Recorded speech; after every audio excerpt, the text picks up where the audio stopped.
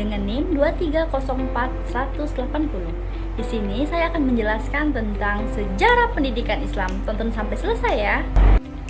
Sebelum lanjut, saya ingin bertanya, bagaimana nih kabarnya teman-teman? Di sini saya akan menjelaskan tentang konsep dasar sejarah pendidikan Islam dan memahami akar dan perkembangannya. Baiklah, di sini saya akan menjelaskan tentang pengertian sejarah pendidikan Islam dan juga ruang lingkup sejarah pendidikan Islam. Yang pertama, sejarah pendidikan Islam adalah studi tentang evaluasi, perkembangan, dan transformasi pendidikan dalam konteks peradaban Islam dari masa Nabi Muhammad SAW hingga era modern. Yang kedua, ruang lingkup sejarah pendidikan Islam. Yang pertama itu ada yang namanya institusi pendidikan.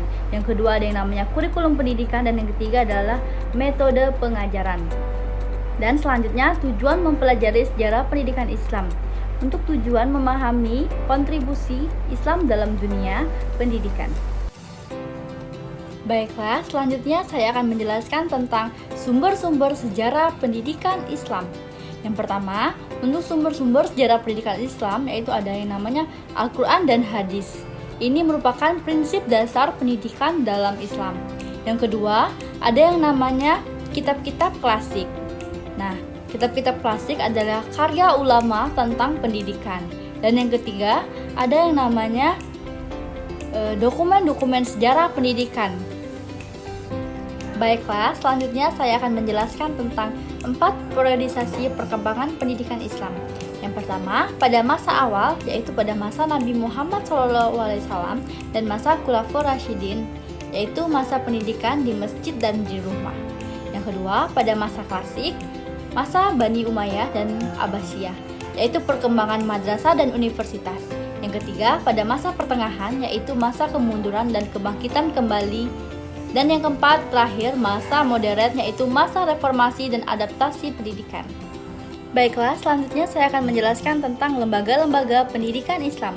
Yang pertama, ada yang namanya masjid. Masjid yaitu sebagai pusat pendidikan agama. Yang kedua, ada yang namanya madrasah sebagai institusi formal pendidikan Islam.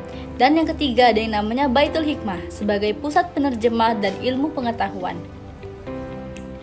Baiklah, yang terakhir saya akan menjelaskan tentang tokoh-tokoh pemikiran Islam. Yang pertama ada yang namanya Al-Ghazali. Nah, dalam pemikiran Al-Ghazali, pendidikan harus mengembangkan akal dan juga hati spiritualisasi. Dan yang kedua, Al-Ghazali menekankan pentingnya akhlak dalam pendidikan. Untuk karya terkenalnya yaitu Ihya Ulum Al-Din. Dan yang kedua, tokoh pemikiran tentang Ibnu Sina. Ibnu Sina mengintegrasikan ilmu pengetahuan dan filsafat dalam pendidikan dan juga menyusun kurikulum sesuai tahap perkembangan anak. Dan Ibnu Sina juga berkesimpungan di dalam dunia kedokteran. Karya terkenalnya adalah Kitab Al-Shifah. Dan yang ketiga adalah Ibnu Khaldun.